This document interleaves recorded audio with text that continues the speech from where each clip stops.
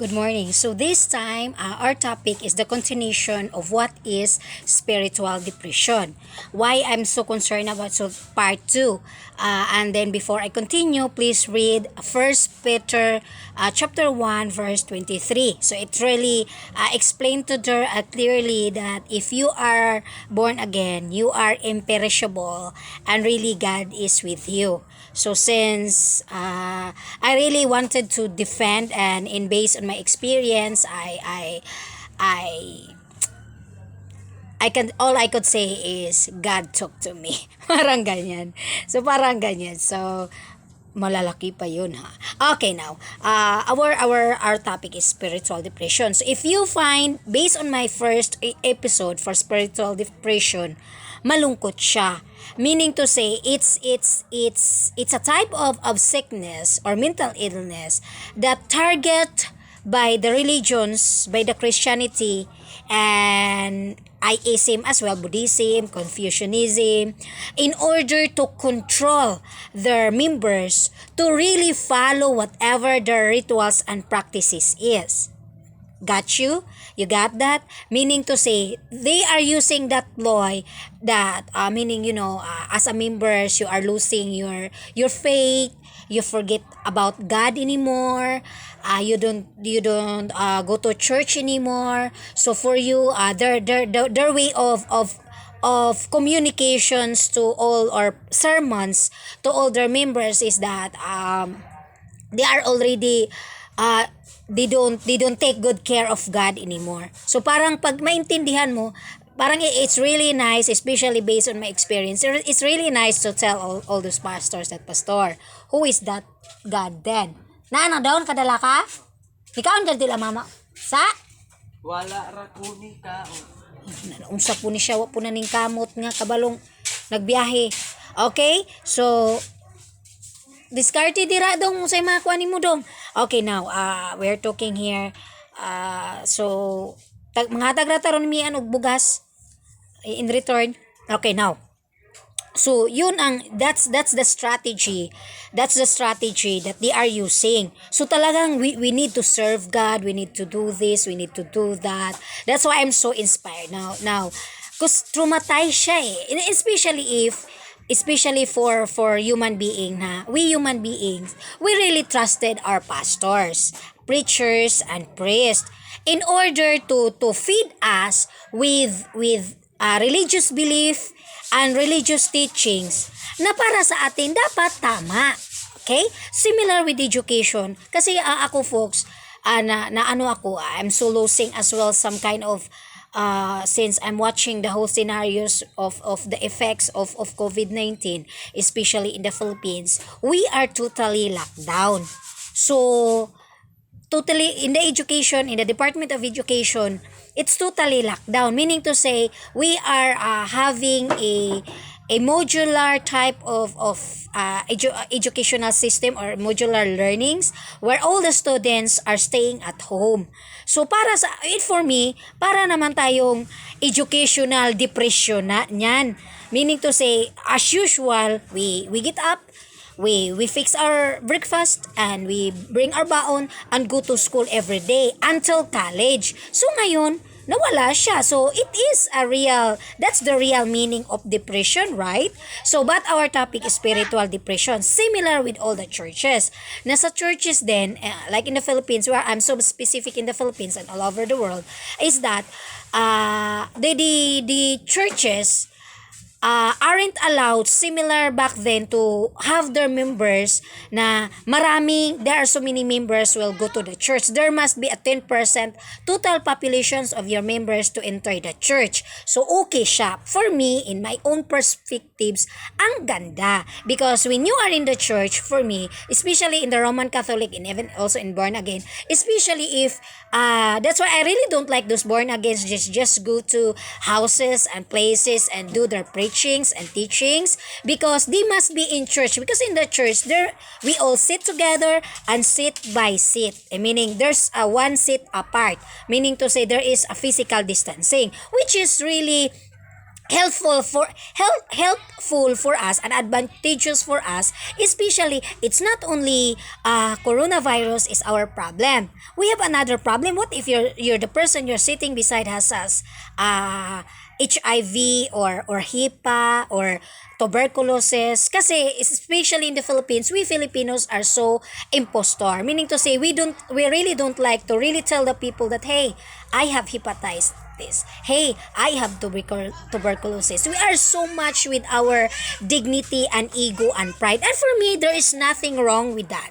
That's meaning, there's nothing wrong with that, meaning, our pride, our ego, or deceptions to really protect ourselves from the judgment and the label from the other people.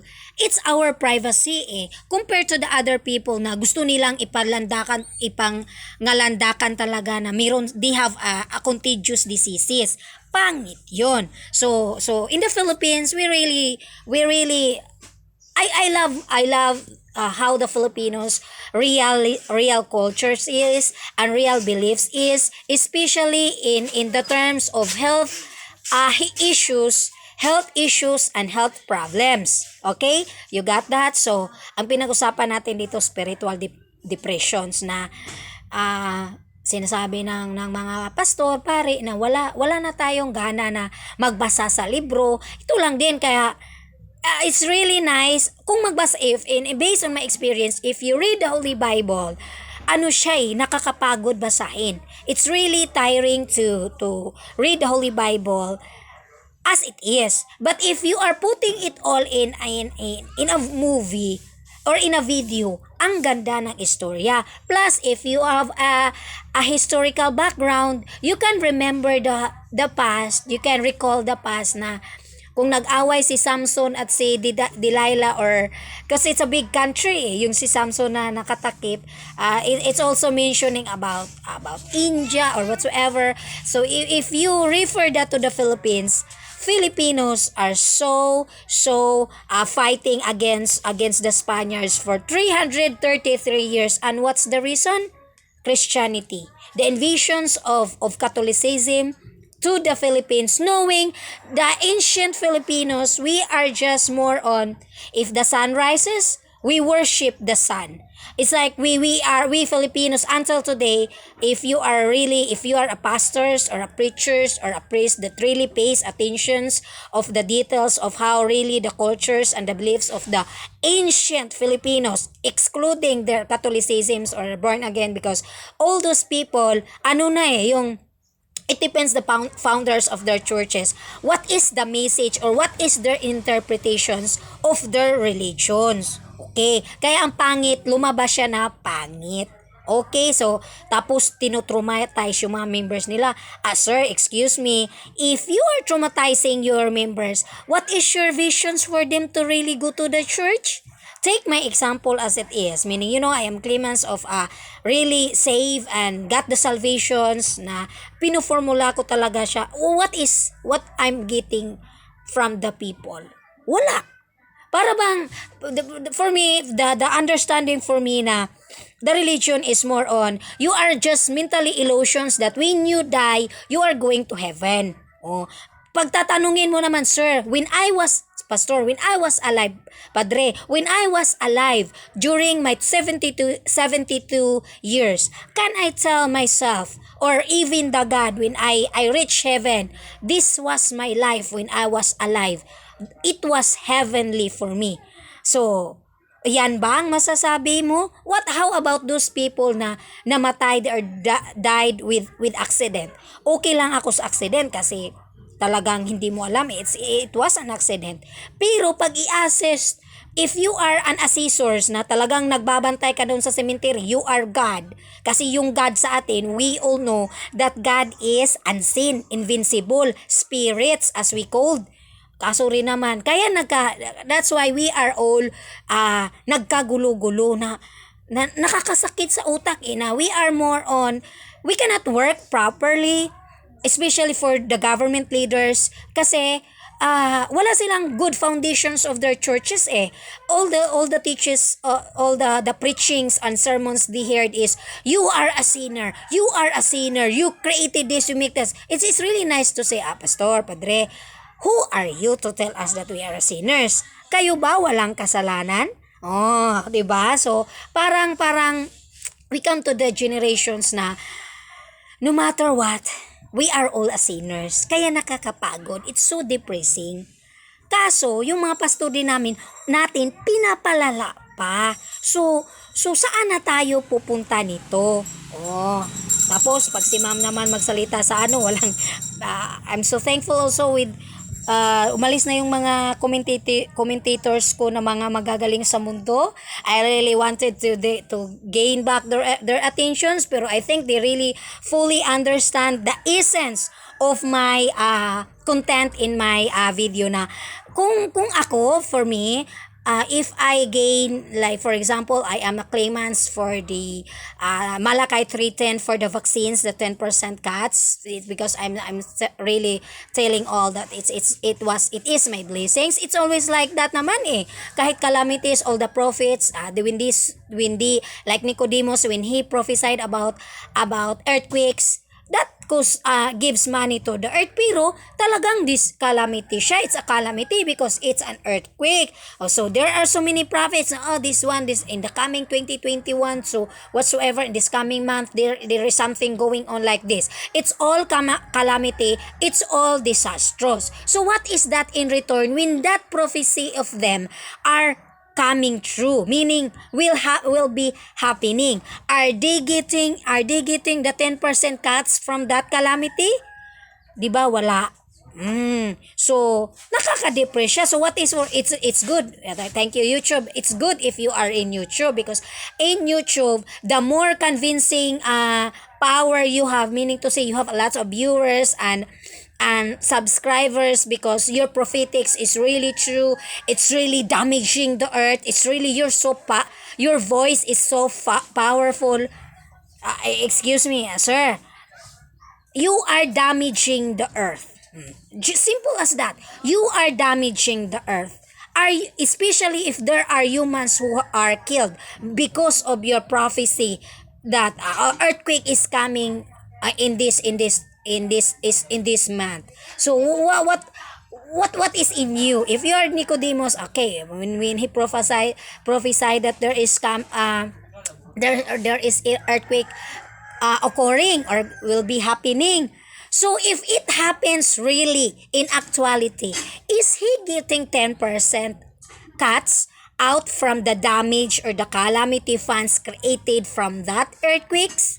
Yan lang tayo, dyan tayo, dito na tayo magkaalaman. Really, this is the things that we religious leaders must learn to really find it out na what is the meaning of religion. Wala na kasi pag you are all not reading the Holy Bible, kasi if you read the Holy Bible, the main goal there is you religious leaders must focus and pay attention to widow and children who are in distress. Again, the goal of religion based on the Holy Bible, kung magaling kayo, nagbasa kayo, it's all for widows.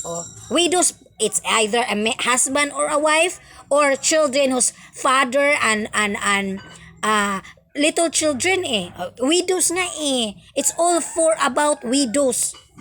Either dead husband or dead wife. Yan ang the main goal of religion. How come it didn't appear that way? How come it's all about money and traumatizing and to be dumped in the lake of fire? You are a sinners, this and that.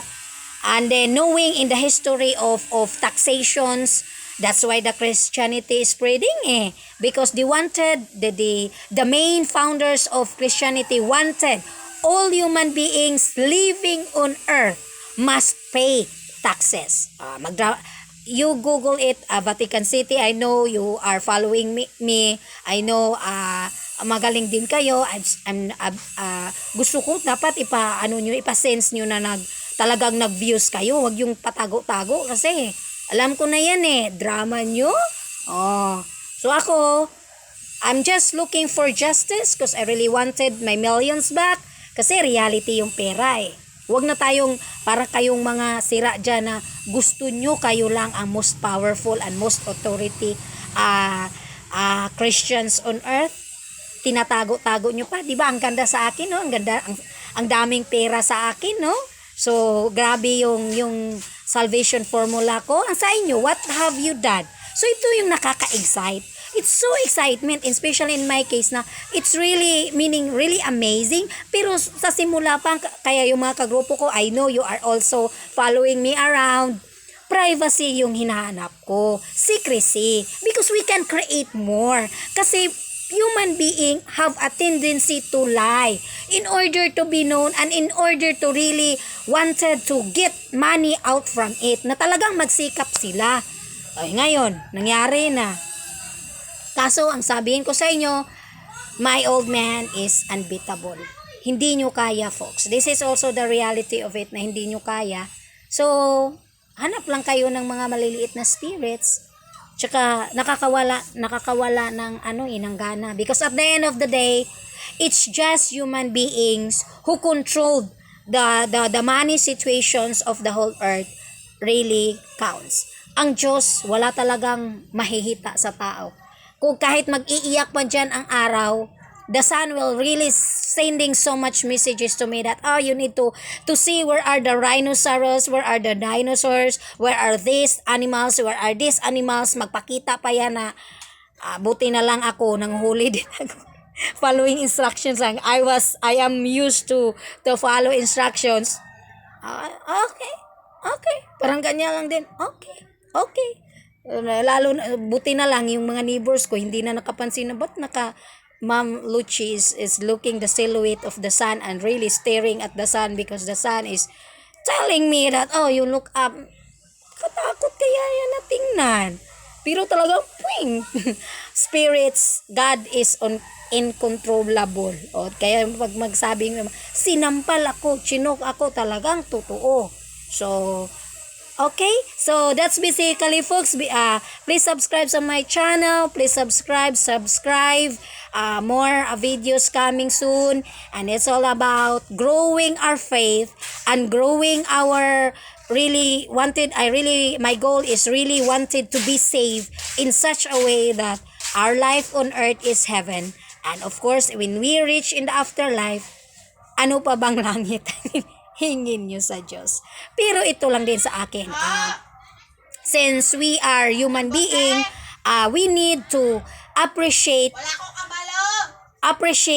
how the earth evolved, paano ginawa ang mundo, and how human beings evolve. I-appreciate natin sila. Kayo talaga, puro na lang masama, bad this, bad that. When you're talking like that, or just saying that you're just not reading with your Bible, and you're not really a Christian because you didn't pay much details on your Bible, talo pa kayo sa 7 years old ako. When I was 7 years old, I know that it's all about the money. Meaning to say, you are more powerful if you have the money. But in terms of God, ikaw talaga yung may control. So, ang sa akin lang is, yes, God exists, but hintayin mo na ang Diyos ang kakausap sa'yo. Yung magsabi yung maraming mga supernatural guests na mga false prophets, God talk to me, spirits talk to me, Jesus talk to me. So, yun ang hintayin mo. So, if God talk to you, just make sure as a believer as well or as a listener, you must learn to know and ask her, Ma'am, what is the symbol of God to you? Yan ang excitement in the opposite for the spiritual depression. Na depressed, yung wala ka na kasi you're losing out of faith, masama ka, i-rebuke kita. Parang sarap sabihin, sir, i-rebuke mo sarili mo kasi wala kang pera pag uwi. Ano ngayon kung what is the essence of feeling good that when you arrive home, you have nothing to eat. Oh, ito lang. Pagpunta mo sa simbahan, ang sarap ng feeling. Pero pag the opposite way na, when you enter the church, you are so fully happy. You are so fully confident. Maganda ka. handa mo na yung ano mo, yung tithes and offerings mo, na ito talaga ang para sa Diyos, ito ang para sa simbahan. Isn't that more amazing than being traumatized na parang nakakutsi ba yan mula sa pera, mula sa wifi connections, mula sa araw, or mula sa crude oil? They don't. So that's all basically, folks, my inspirations with all my videos in order to ignite the excitement, because since the beginning, all the Holy Bible is having a delusional disorders, and the way preachers and religious leaders are treating their members, are treating them that they are having a spiritual depression. Na wala, kayo sila lang. Ang panahon natin ngayon is we must have more money, and you all be reincarnated back in order to tell to your members your life is correct. Your life is perfect. That's all basically, folks, and good morning. Hello, baby.